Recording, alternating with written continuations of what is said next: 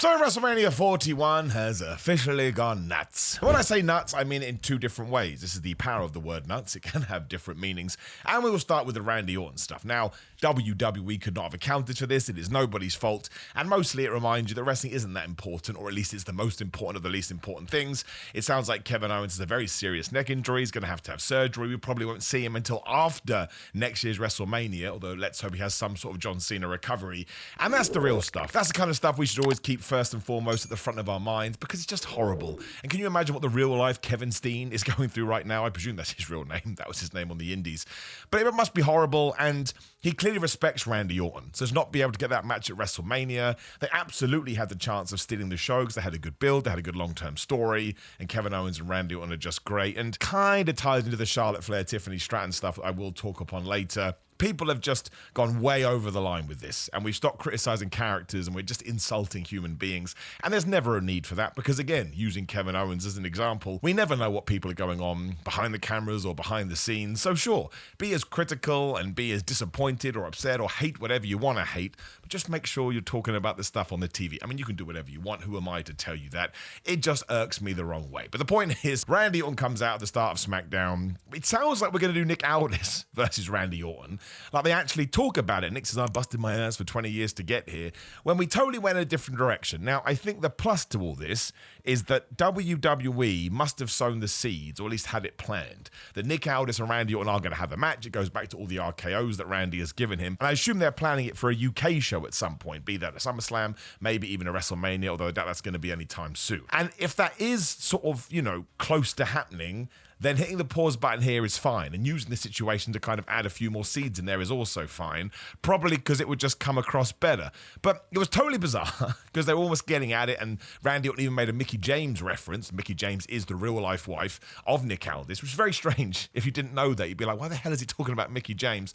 When Solo Sikoa and Tama Tonga come out, they get into a big old brawl, and eventually LA Knight makes the save, and we do that tag team match at the end of SmackDown. Now, if Kevin Owens hadn't got injured, I doubt we were going to do that tag team match. So it begs the question, what else were we going to do on this show? Because it didn't feel like anything else had got removed. I actually don't mind Solo Sikoa versus Randy Orton, because I'm a massive Solo Sikoa fan. Obviously, Randy Orton will probably crush him in a short amount of time, because that seems to be Solo's role.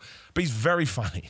When he came out here going, I'm not going to be on WrestleMania, he made me chuckle. And the tag team match was fine, right? I did appreciate the fact that LA Knight and Randy Orton won, and we used it to build the Jacob for 2 LA Knight US title program, which is one of the bright lights, for sure. I'm glad it's not a multi-man match. I'm glad it's one-on-one. That match does have proper jeopardy because both guys could win. You're going to have sort of the shadow of the Bloodline 2.0. What are they going to do? It's a little bit different now because, of course, the Randy Orton Solo Sikoa stuff, but it still makes it nuts. That is my first definition of the term nuts. Here we are, 8 days away from WrestleMania, or a week, 7 days away, what I'm even talking about, and we have no idea what Randy Orton is doing. Solo Sikoa has already been drafted in, and it didn't feel like he was going to have a match. We don't know if they're going to be involved with Jacob for 2, so it's crazy. It really, really is. But then the other stuff, which I just do not understand it, right? And I'd love it if somebody could explain it to me. It doesn't mean I'm right, it's just how I'm feeling about it. The gauntlet to become the number one contender for the women's tag match, actually pretty good, all things considered. Lara Valkyria and Bayley, surprise, surprise, are a really good tag team because they're really good wrestlers. And the last match between them and Piper Niven and Alba Fire, excellent stuff. But why did we do Lyra versus Bayley for the IC title on Raw when we could have put Piper Niven and Alba Fire into this position and done an Intercontinental title match? I understand we can't overblow WrestleMania with matches. There's only so much time. But it just feels so last minute, I guess. There's that word again. And you cannot convince me that Alexa Bliss wasn't meant to be having something to do with Liv Morgan at one point, because during the Elimination Chamber, before and after, we heavily teased it that Alexa Bliss vanishes from TV, and then we're doing a gauntlet match. And listen, Maxine Dupree, getting better. She's quite inspiring, I think. But her team with Natalya, where they're falling out because she wants to wear Heart Foundation clothes. Bizarre. Why did Meechin and B-Fab get this opportunity when I don't think they've ever won a tag team match? Kaden Carter and Katana Chance can't even get on television. Piper Niven and Alba Fire, really good tag team, and I hope that we kind of dial into them and sort of, put them on some sort of a pedestal coming out of WrestleMania, and they should feud with Liv Morgan and Raquel Rodriguez. Don't care, they're both heels. And listen, Chelsea Green's group aren't bad guys anyway. People find them too entertaining. But I find that so crazy that that's a WrestleMania match when Liv and Raquel had done such good work with these belts when they won them. And then they kind of forgot about them as they sort of drifted off into the ether. Sticking with the tag team stuff, in the day, right, just on social media, we went, oh, hi, it is going to be the New Day versus the War Raiders. No stipulation at the moment, although I assume we'll announce that on Raw. So that was weird. And then you get the Street Profits talking to, who was it, DIY and Pretty Deadly and the Motor City Machine Guns. And they just went, oh yeah, by the way, next week is Street Profits versus Motor City Machine Guns. And that does make sense, because Motor City Machine Guns won that #1 contender match. But why would that not be on WrestleMania? And of course, because it is on SmackDown, there could be some shenanigans where we do a multi-man ladder match that does get put on either on the Saturday or the Sunday. But why announce it 24 hours beforehand? For this one, we kind of have done some work, but then it all kind of went all over the place. And Kamala Hayes and the Miz are a team, I don't understand that. Do you know what I mean? Like, it's a lot of wishy-washy stuff. And when I talk like this, some people go, oh, so you're meant to be positive. You can be positive and go, you know what, it's fine if it's for you, it's just not for me. But still be, you know, constructively critical about this stuff. Otherwise, what's the point of making content? And then the last one was the Chelsea Green to Lena Vega stuff. I said it on Ups and Downs for SmackDown. Make sure you go subscribe to What Culture, and please do subscribe to me. The bell's right there, and share this video. Tell your friends to watch it. Why the flub not? I will never understand it. My catchphrase is 2 + 2 = potato when I don't understand something, because it's like if I try to do that equation and the calculator told me that it was a vegetable. Is it a vegetable? I think it's a vegetable. Whatever it is, I would be like, what are you talking about, calculator? You're meant to be telling me the truth. Do not know why it was Chelsea Green versus Zelina Vega. Do not know why Piper Niven and Alba Fyre were locked in a room. Maybe I was meant to think Zelina Vega did that. Maybe I even missed something, but she's the babyface, so why would you bother? Like, I know she did lose to Piper Niven and they did cheat a bit. I don't know. But the match itself, Chelsea Green whoops her ass and then she spams her taunt too much and she gets counted out. And the commentator's like, well, I guess they have to have a US title match now. I don't think it would be so bad in isolation. But now you're not going to have the women's IC title or the men's or the women's US championship on WrestleMania. I just think that's a mistake. I don't think we've done particularly well with either of these belts since they have been introduced. I said at the time, I thought that introduction was a little bit lame, for lack of a better word, because they just went, oh, hi, that's what we're going to do right now. So we can do more with that, and we can do more with the entire tag team division. The men's, the women's, the Raws, the SmackDowns. I think the men's Raw and SmackDown tag team titles should be re-emerged. I'm talking about pushed together. It's been a year. I don't think they're in a better place because of it. So you just watch this SmackDown. It's totally crazy. John Cena wasn't on the show, which I don't mind so much because Cody did such a good job in his promo. And while it doesn't bother me as much, I'd have to concede that if you are now going, excuse me, why haven't we talked about The Rock yet? You're 100% right. It doesn't bother me just because I'm enjoying the absolute mad roller coaster of John Cena as a heel. But it is a critical point that you can throw out there. I'm not 100% sure anybody could poo-poo you for it, although I am hopeful The Rock is going to be at WrestleMania and next week's SmackDown is going to be a big deal, especially because it is in Vegas. And then sort of a lot of what we did here was setting things up with video packages, which I don't mind. CM Punk Paul Heyman video package, excellent. The Naomi J. Cargill video package, excellent. But it still kind of feels like Roman should be on these shows more.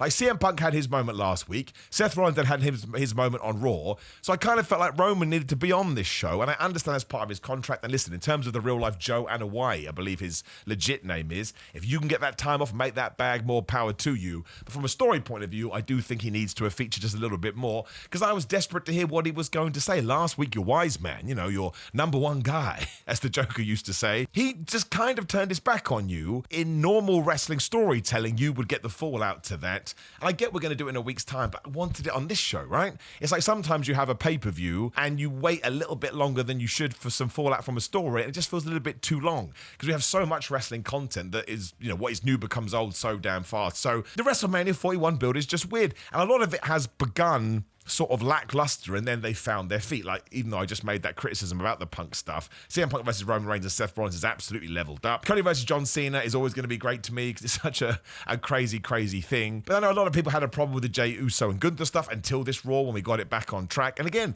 we're setting up so much stuff now, even though it's only a week away from WrestleMania, which kind of makes you go, well, was this always the plan? Have we changed the plan? Don't mind people changing plans when it's for the greater good. But I watched this SmackDown, and my overwhelming feeling was absolutely buzzed for Mania. I will next week. I'm going out there. I'm very lucky. I'm very blessed. Again, if you are going, please come to the Luxor Hotel after WrestleMania Nights 1 and Part 2. We're doing 3 ups and downs. It's first come, first serve. We're going to do it in the venue, try and make it more of a show, make it more fun, but you'll still be involved. I still talk to you all. So please do come down if you want something to do. Again, it's only a 15-minute walk, so we're super duper whooper close.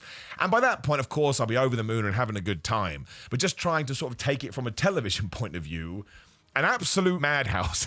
It's the only way I can put it. And that's why I want to put the Kevin Owens stuff in a little sort of box of its own, because you can't account for injuries. And actually, all things considered, I think WWE has dealt with that as best as they possibly can. But there's just so many strange things going on. Like, if you had told me after all this work we put into the SmackDown Tag Team division that they were not going to be on WrestleMania, and at one point the Raw Tag Team titles were invisible, but they are on WrestleMania, and it just gets announced from nowhere, it's just baffling. And Charlotte Flair versus Tiffany Stratton is also, I said we'd talk about it. Roxanne Perez, I suppose, ties into this as well. I can't remember if she was called up to Raw or SmackDown, if she was called up at all, but she comes up, we tease to do the match with Bayley, then we just drop that, she goes back to NXT, then she can't get on Stand and Deliver, so all of a sudden she's back on SmackDown, she has a match with Tiffany Stratton and she loses. Good for Tiffany, who probably needed a win, especially after last week. Charlotte Flair then whoops her ass, even though we're told Charlotte had to go home, so Nick Aldis, you need to run a tighter ship. And there was also a video that was either before or after SmackDown of Charlotte Flair attacking Tiffany Stratton. And again, we kind of played that off like it was real. And this obviously goes back to what we did 7 days ago. There are so many mixed reports. Some people say that it was scripted. Some people say it wasn't scripted. Some people say it wasn't scripted, but now we've scripted it. I don't actually care, because even if they did go off the rails, I think it's WWE's, what's the word I'm looking for? Not job, that's too ridiculous. But they should try and capitalize on it. They should try and trick you and blur the lines, because that's when wrestling at its best, when you can't figure it out. But once again, it's just made the build so confusing. And you're kind of sat there thinking about the things you don't need to think about, aside from going, oh man, I can't wait to see this match. Now, I think Charlotte and Tiffany have benefited from this, because I'm way more intrigued now. I'm also intrigued from like a real life point of view, which is not a problem. I want to make that clear. But I try and think of it from someone that may not be as much in the weeds as we are. Because now when the bell does go ding ding, I'm like, what are they going to do? Are they going to shoot on each other? Are they going to slap each other for real? Which did happen once between Charlotte Flair and Nia Jax. You want to make sure the spectacle is right before any of that. Again, that's the geek side of wrestling that not everyone is going to be into, which does make it weird. Like, how nuts is it that 2 weeks before WrestleMania, we're discussing whether an angle we saw on SmackDown was real or not? Not real, you know what I'm talking about. You're just like, man, it has been a strange one. And I think WrestleMania 41 as a whole show is going to be brilliant. I really do. When you go through match by match, and again, we should shout out Damian Priest and Drew McIntyre, who had another wonderful segment on this week's episode of SmackDown. One of the best built matches, and they got a chip on their shoulder, and they're in a street fight. I think that could be the match of the weekend. But I do understand a lot of the criticism, and I do think it's been a rickety-rockety road. Like, even Bianca Belair, Io Sky, and Rhea Ripley, I know they didn't do anything last night, but what a strange way, what a strange way to get there. Although nothing will be weirder than the Chelsea Green thing. That really did floor me, the Chelsea Green thing. I was like, I can't believe we've actually done that. And it was just so short. Then we have 3 hours. I thought the whole point of 3 hours was to try and build more stuff and give people more time. And Zelina Vega has hardly been on TV. There's probably something else I'm forgetting about, but just a lot of it was bizarre. But listen, Phoenix versus Berto, excellent stuff, really, really good. It sounds like we're going to tie into something with Andrade and Santos Escobar and maybe Angel as well. No problem with that, because they're all so damn talented. They're just going to entertain me, which ultimately is the point of watching wrestling. But I'm glad it's the weekend, and I'm glad there's no shows. I think we'll get to Raw, and they're probably going to do something so amazing that we'll all fall in love with it. And I bet John Cena and Roman Reigns are all on SmackDown the Friday before WrestleMania, and that's just going to light it up even more. So by the time we get to Saturday, we're all going to be excited. We'll be like, oh my gosh. Although 9 hours a day, WrestleMania. Now, of course, that's the pre-show, which is 3 hours, and the post-show press conference, which is probably 2 hours, right? So there's 5 hours right there, or at least 4, which would make sense. But why not, right? It's the biggest night of the year for WWE. You may as well turn it into a spectacle. But let's leave all this... Let's leave all this stuff in the past and let's focus on the future, because, yeah, even I, Mr. Positive Pete, ended that SmackDown. Looked around, there was nobody in here, obviously, I'm by myself, and I was like, I feel like I need to talk about this.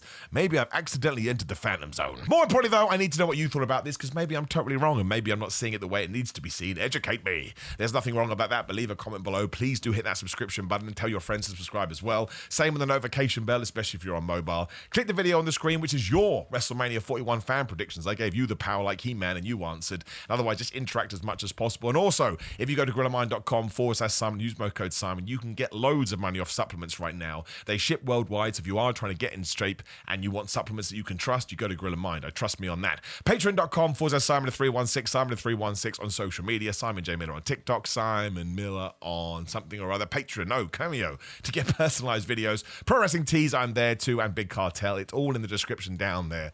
But let's reset this weekend. We are coming up to the last week before WrestleMania, and that's all that really matters, because we're only going to experience so many of these throughout our lifetime, so we may as well enjoy it. Thank you for your time, and I'll see you soon.